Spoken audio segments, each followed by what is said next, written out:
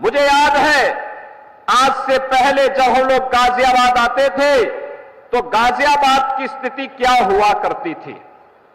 एक तरफ भगवान दुग्धेश्वर नाथ का ये पावन मंदिर और दूसरी तरफ गाजियाबाद की स्थिति, यहां के अंदर 10 वर्ष पहले गंदगी का अंबार होता था, अराजकता थी, गुंडा टैक्स वसूली जाता था और माफियाओं की समानांतर सरकारें यहां पे चलती थी।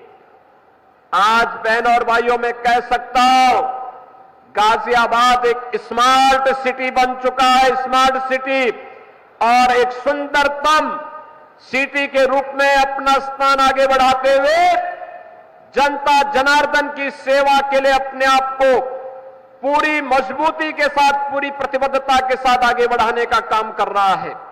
सुरक्षा का भी बेहतरीन माहौल, पूरी विकास की प्रक्रिया के साथ आगे जुड़ते हुए जनता जनार्दन को बुनियादी सुविधाएं देने के लिए आज तत्पर दिखाई देता है। 10 वर्ष पहले, 7 वर्ष पहले जो लोग गाजियाबाद आए होंगे, आज के गाजियाबाद को देखेंगे तो पहचान भी नहीं पाएंगे। आज गाजियाबाद के अंदर 12 लेन का दिल्ली गाजियाबाद मेरठ 12 लेन का हाईवे भी आपके पास है। देश की पहली रैपिड रेल भी आपके पास है, मेट्रो की सेवा भी आपके पास है, एयरपोर्ट की सुविधा भी आपके पास है। और अभी तो हम लोग गाजियाबाद में एम्स दिल्ली के एक सैटेलाइट सेंटर की भी तैयारी करने जा रहे हैं। यहां पर गाजियाबाद में एम्स की स्वास्थ्य सुविधाएं इसी गाजियाबाद में प्राप्त होंगी। इसके लिए हम लोग अपने प्रस्ताव को आगे बढ़ा चुके हैं। बहनों और भाइयों, आज गाजियाबाद उत्तर प्रदेश का पोटेंशियल बनता जा रहा है। यहां निवेश भी है, यहां रोजगार भी है, यहां आधुनिक इंफ्रास्ट्रक्चर भी है। तो पूर्वांचल और उत्तराखंड के भवन भी आज यहां बनकर के कन्वेंशन सेंटर के एक मॉडल जनता की आवश्यक कार्यक्रमों के लिए प्रस्तुत कर रहे हैं। ये रोजगार का माध्यम भी बन रहा है, तो साथ साथ आस्था को भी एक नई ऊंचाई प्रदान करने का कार्य कर रहा है। आज दुग्धेश्वर नाथ मंदिर और उसके आसपास के क्षेत्र की सुंदरीकरण की योजना आप सब देखते होंगे।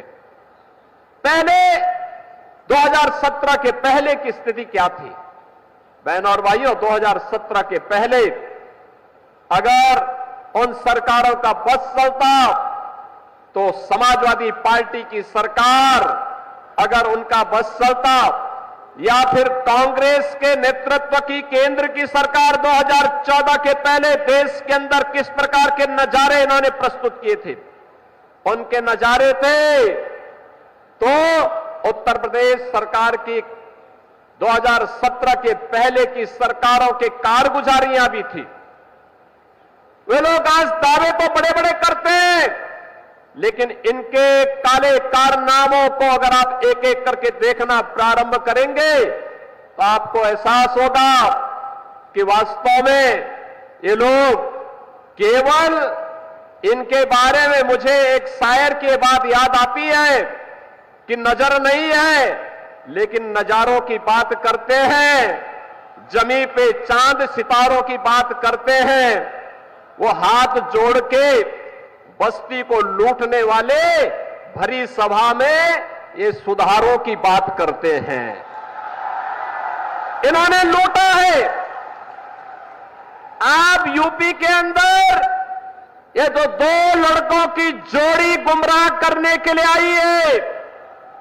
इन्होंने लूटने के सिवाय, अपने परिवार के सिवाय किसी का कोई हित नहीं किया है, कभी नहीं किया है, कभी नहीं किया है।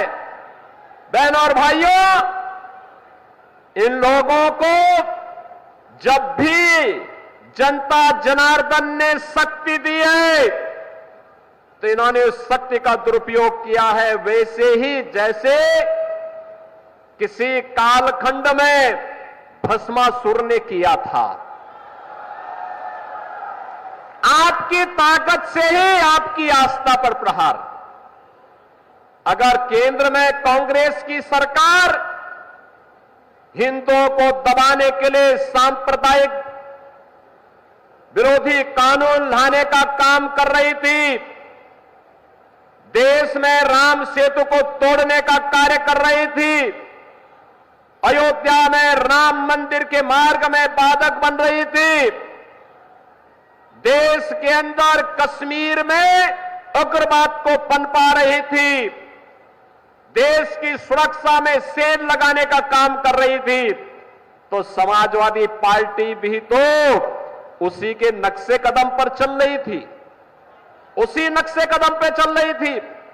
गुंडागिर्दी की चरम, अराजकता की चरम, हर दूसरे तीसरे दिन एक दंगा, हर माफिया के साथ इनके रिश्ते, और समाजवादी पार्टी तो ये माफिया और अपराधियों के सामने, दुर्दांत माफिया और अपराधियों के सामने नाक रगड़ते थे और अपने संस्कार के अनुरूप धर्माचार्यों को ये माफिया बोलते हैं। इनकी प्रवृत्ति तो देखो, औरंगजेब की आत्मा सचमुच इनके अंदर घुस चुकी है। औरंगजेब की आत्मा इस कदर घुस चुकी है कि भारत की धर्म और संस्कृति के प्रतीक धर्माचार्यों को ये माफिया कहते हैं, और जो संगठित अपराध में लिप्त थे, भूमाफिया, वन माफिया, पशु माफिया या संगठित अपराध में संलिप्त माफिया को के सामने ये लोग घुटना टेक करके नाक रगड़ने का काम करते थे, युवाओं का शोषण करते थे, किसानों को आत्महत्या करने के लिए मजबूर करते थे, व्यापारियों को प्लान करने के लिए मजबूर करते थे, और इन्हीं के कारण कैराना जैसी घटनाएं घटित हुई।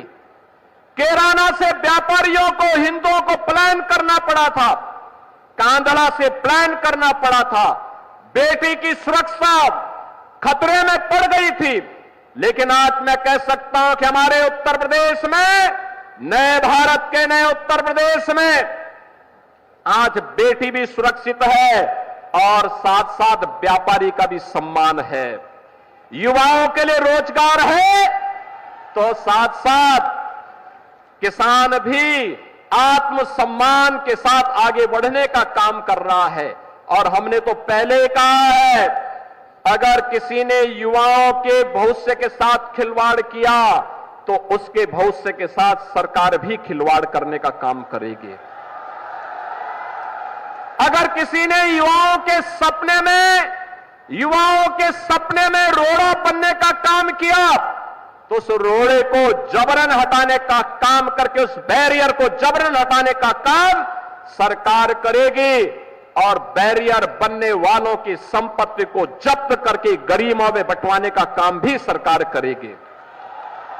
बहनों और भाइयों, ये गुंडागिर्दी और अराजकता किसी भी स्थिति में स्वीकार्य नहीं। ये नए भारत का नया उत्तर प्रदेश है। नए भारत में आज प्रधानमंत्री मोदी जी के नेतृत्व में भारत दुनिया की तीसरी बड़ी अर्थव्यवस्था बन रहा है।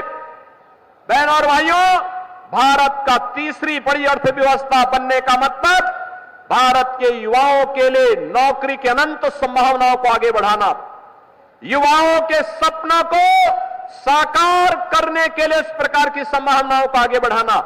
और इसलिए प्रधानमंत्री मोदी जी ने मिशन रोजगार के एक बृहद अभियान को अपने हाथों में लिया है। उत्तर प्रदेश में हम लोगों ने अब तक 6.5 लाख से अधिक युवाओं को सरकारी नौकरी दी है।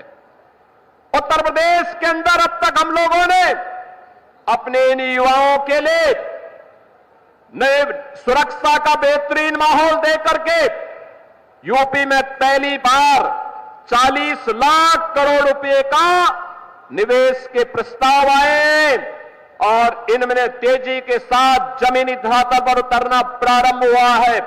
आज परिणाम है, ये 40 लाख करोड़ रुपए के निवेश के प्रस्ताव का मतलब लगभग 1.5 करोड़ नौजवानों को सीधे सीधे नौकरी, वन डिस्ट्रिक्ट वन प्रोडक्ट के माध्यम से भी हम लोगों ने प्रदेश के अंदर नए उद्यम स्थापित करने के लिए कार्य प्रारंभ किए हैं और अब हमारी सरकार एक नई स्कीम लेकर के आ रही है। वह है मुख्यमंत्री युवा उद्यमी के रूप में। बहनों और भाइयों, 10 लाख युवाओं को अगले कुछ वर्षों के अंदर 10 लाख युवाओं को अगले कुछ वर्षों के अंदर पहले चरण में 5 लाख, दूसरे चरण में 10 लाख तक का ऋण, ब्याज मुक्त ऋण होगा। ब्याज जितना भी लगेगा वो सरकार भरेगी, युवा अपना उद्यम लगाएगा। एमएसएमई उद्योग के लिए 1000 दिनों तक एनओसी की बाध्यता समाप्त, सारी औपचारिकता 1000 दिन तक होती रहेगी। आप अपना कार्य आगे बढ़ाइए। निजी क्षेत्र में प्राइवेट औद्योगिक पार्क स्थापित हो रहे हैं और विकास के साथ आधुनिक इंफ्रास्ट्रक्चर का जो मेल, ये डबल इंजन की सरकार ने आगे बढ़ाया है। आज उसके परिणाम हम सबके सामने देखने को मिले हैं।